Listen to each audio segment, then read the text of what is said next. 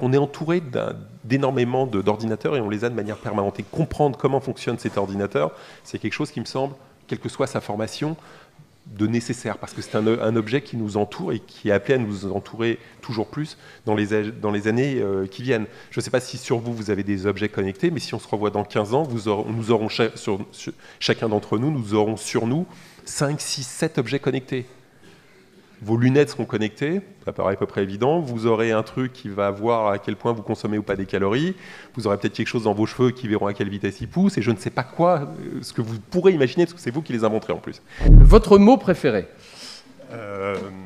Mon mot préféré, jeunesse, parce que c'est de là où on peut tout faire. C'est le meilleur moment pour inventer, créer, avancer. Et vous voyez que c'est l'âge où on a peur de rien, on a envie de tout faire, où on peut tout faire. Et ça, c'est une énergie positive, fantastique. Votre mot détesté? Impossible.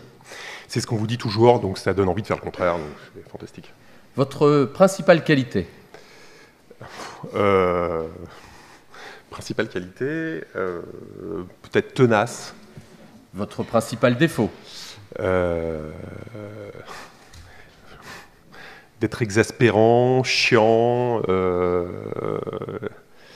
Je sais pas, des trucs autour de ça, un peu. Je confirme. La qualité que vous préférez chez un collaborateur?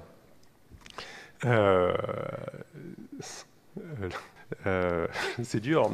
Sa capacité à se remettre en cause en permanence, c'est-à-dire de ne pas penser qu'il a le savoir absolu et de l'imposer à tout le monde. La faute pour laquelle vous avez le plus d'indulgence? La faute, l'erreur, toute erreur, l'erreur professionnelle. Qu'aimez-vous le plus dans votre métier?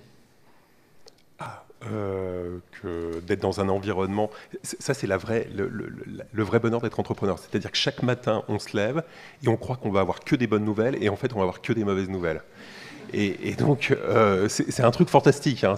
Les gens pensent que la vie de chef d'entreprise c'est un truc où il n'y a que des bons trucs, il n'y a que des mauvaises nouvelles parce que les bonnes nouvelles les gens ne viennent pas vous voir pour vous les dire, de toute manière ils s'en foutent, ils estiment que c'est pas important et ils viennent voir que pour des mauvaises. Donc chaque matin on se lève en se disant aujourd'hui je vais avoir plein de bonnes nouvelles et on termine la journée avec plein de mauvaises nouvelles. Quels sont vos héros dans la vie réelle? C'est des inventeurs, des créateurs. Moi, j'adore un garçon qui est vivant, qui est relativement jeune, c'est-à-dire qu'il a mon âge, qui s'appelle Tony Fadell. Ce garçon n'a fait qu'inventer l'iPod. Après, il a mis en place l'iPhone. Il a une société qui s'appelle Nest. Il invente des thermostats modernes, intelligents. Et c'est un garçon brillantissime. Donc, j'adore ce genre d'inventeurs actuels. On en a quelques dizaines et probablement certains que je ne connais pas.